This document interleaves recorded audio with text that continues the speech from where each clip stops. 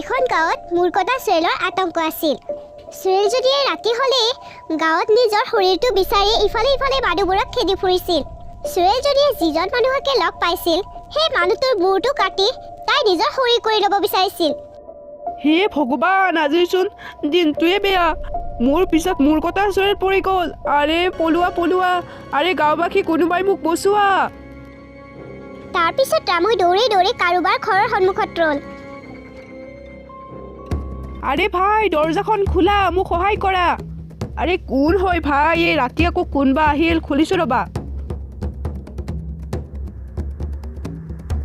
ককাইদেউ, মোৰ পিছত মূৰ্খতা চুৰেলজনী পৰিছে।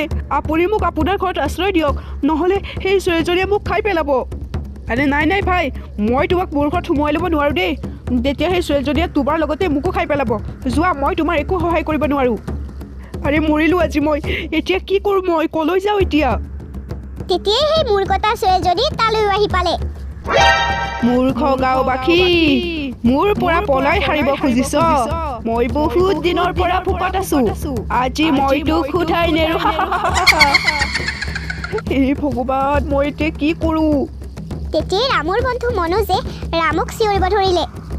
আৰে ৰামু, তুমি সোনকালে মোৰ ঘৰলৈ আহা, মই দৰ্জাখন খুলি থৈছোঁ। ৰামুই দৌৰি দৌৰি মনোজৰ ঘৰত সোমাই গ'ল। তই মোৰ হাতৰ পৰা সাৰিব নোৱাৰ, পলাই ক'ত সাৰিবি? তাৰপিছত চুৰেলজনীৰ মূৰটো তাতেই অলপ সময় ৰৈ থাকিল। মনোজ আৰু ৰামুই খিৰিকীৰে চুৰেলজনীক চাই আছিল। চিঞৰ বাখৰ শুনি মনোজৰ পত্নী ৰমলাই সাৰ পাই গ'ল আৰু নিজৰ কোঠাৰ পৰা বাহিৰলৈ আহিল। হাই ৰাম, মৰি গ'লো ৰে, আমাৰ ঘৰৰ সন্মুখত মূৰ্খতা চুৰেল। আৰে ৰামু, তুমি ইমান ৰাতি আমাৰ ঘৰত? নবৌ, মোক ক্ষমা কৰি দিব। মোৰ কাৰণে মূৰ্খতা চুৰেলজনী ইয়াত আহি পালে। মোৰ জীৱন বচাবলৈ মনোজে নিজৰ জীৱন বিপদত পেলাই ল'লে। ঐ মূৰ্খ গাঁওবাসী, ক'ত সোমালি? ওলাই আহ, তহঁতে মোৰ হাতৰ পৰা বাচিব নোৱাৰ। আৰে আপুনি কি পাগল নেকি? এই ৰামুক যে আমাৰ ঘৰত সোমোৱাই লৈছে, সেই চুৰেলজনীয়ে ৰামুৰ লগত আমাকো খাই পেলাব। এতিয়াই ৰামুক আমাৰ ঘৰৰ পৰা উলিয়াই দিয়ক। কিন্তু ৰমলা, মই এতিয়া ৰামুক ঘৰৰ পৰা বাহিৰত উলিয়াই দিলে ৰামুক চুৰেলজনীয়ে খাই পেলাব। মই সেইবোৰ একো নাজানো, মুঠতে ৰামুক আমাৰ ঘৰৰ পৰা উলিয়াই দিয়ক। কোনো কথা নাই মনোজ, মই এতিয়াই ঘৰৰ পৰা ওলাই যাওঁ। তাৰপিছত ৰামুই ঘৰৰ পৰা বাহিৰলৈ আহিল। এতিয়া মোৰ পৰা বাচি কলৈ যাবি? চুৰেল, মোক যাবলৈ দিয়া, কৃপা কৰি মোক যাবলৈ দিয়া। আৰে মোৰ কিমাননো বয়স হৈছে, মইতো এতিয়া মৰিবৰ ইচ্ছা নাই। চুৰেল, তুমি যি কোৱা মই তাকেই মানিম। কৃপা কৰি মোৰ জীৱনটো বচোৱা, কৃপা কৰি মোক এৰি দিয়া। মই তোক এটা চৰ্ততহে এৰিব পাৰিম। তই মোৰ কটা হোৱা শৰীৰটো বিচাৰি আনিব লাগিব। তাৰ বাবে মই 2 দিন সময় দিছো। এই 2 দিন সময়ত যদি তই মোৰ শৰীৰ বিচাৰি আনিব নোৱাৰ, তেনেহ'লে মই তোৰ মূৰ কাটি তোৰ শৰীৰটোৱে নিজৰ কৰি ল'ম। হ'ব চুৰেল, আপুনি যি কৈছে সেয়া মই আখৰে আখৰে পালন কৰিম। তাৰপিছত মূৰ্খতা চুৰেলজনী তাৰ পৰা গুচি গ'ল। চুৰেলজনী যোৱাৰ পিছতে মনোজ ঘৰৰ পৰা বাহিৰলৈ আহিল। ৰামু, তুমি ঠিকে আছানে? এতিয়া তুমি সেই চুৰেলজনীৰ শৰীৰটো কেনেকৈ বিচাৰি আনিবা? মনোজ, মই নিজৰ জীৱন বচাবৰ কাৰণে সেই চুৰেলজনীয়ে যি ক'লে মই তাকেই মানি ল'লোঁ। ৰামু, 2 দিন পিছত যেতিয়া চুৰেলজনীয়ে নিজৰ শৰীৰ বিচাৰি তোমাৰ ওচৰলৈ আহিব, তেতিয়া তুমি কি উত্তৰ দিবা? মনোজ, তুমি মোক সহায় কৰিব লাগিব, তেতিয়াহে মোৰ আৰু গাঁওবাসীৰ জীৱন বাচিব পাৰিব। হ'ব, এতিয়া বহুত ৰাতি হৈছে, তুমি ঘৰলৈকে যোৱাগে। ৰাতিপুৱা আমি গাঁওবাসীৰ ওচৰত গৈ সহায় খুজিম। তাৰপিছত দুয়ো নিজৰ নিজৰ ঘৰলৈ গুচি গ'ল। ৰাতিপুৱা হোৱাত দুয়ো গাঁওবাসীৰ ওচৰলৈ সহায় খুজিব গ'ল। আৰে গাঁওবাসী, মই বহুত ডাঙৰ বিপদত পৰিছোঁ। যোৱাকালি মোৰ পিছত সেই মূৰ্খতা চুৰেলজনী পৰি গ'ল নহয়। সেই মূৰ্খতা চুৰেলজনীয়ে মোৰ ওপৰত আক্ৰমণ কৰিয়ে দিছিল। কিবা কৰি মই নিজৰ জীৱনটো বচালোঁ, কিন্তু সেই চুৰেলজনীয়ে চৰ্ত দিছে যে 2 দিন পিছত তাইৰ মই শৰীৰটো বিচাৰি দিব লাগিব।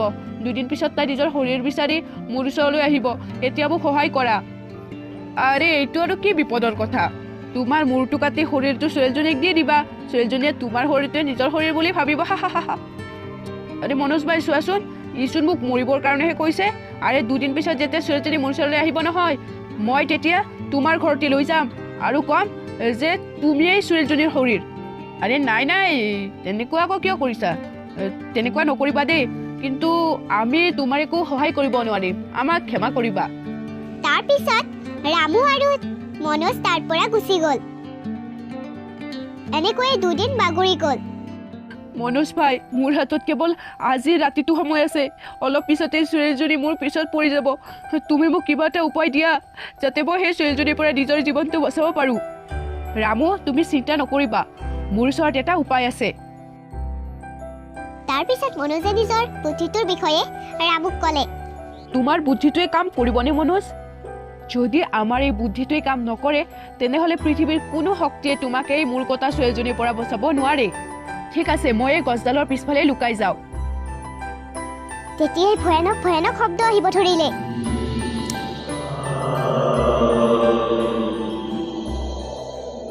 আৰে বাপৰে, আজিতো মৰি গ'লো। সেই ছোৱালীজনীয়ে চাগে আহিব ধৰিছে।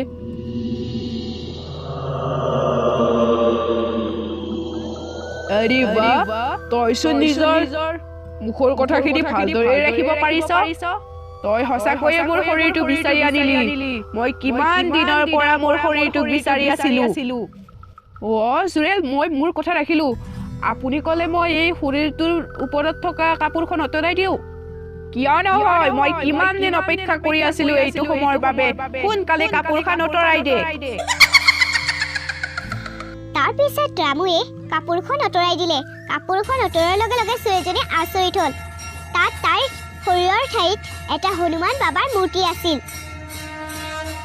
আৰে মৰিলো ৰে, ঐ বিশ্বাসঘাতক, তই এইবোৰ কি কৰিলি? চুৰেল, হনুমানৰ দৰ্শন কৰি কেনেকুৱা লাগিল? হে ভগৱান, মোক ক্ষমা কৰি দিয়া। এইবাৰৰ পৰা মই কোনো মানুহকে এনেকৈ অশান্তি নিদিওঁ। কিন্তু হনুমান বাবাৰ শক্তিৰ ফলত ছোৱালীজনী জ্বলি শেষ হৈ গ'ল। আৰু এনেকৈয়ে ৰামুই মূৰ কটা ছোৱালীজনীৰ পৰা মুক্তি পালে। এনেকুৱা ধৰণৰ কাহিনীবোৰ চাই থাকিবৰ বাবে চেনেলটো ছাবস্ক্ৰাইব কৰি ল'ব আৰু ভিডিঅ'টোত এটা লাইক কৰি দিব। ধন্যবাদ।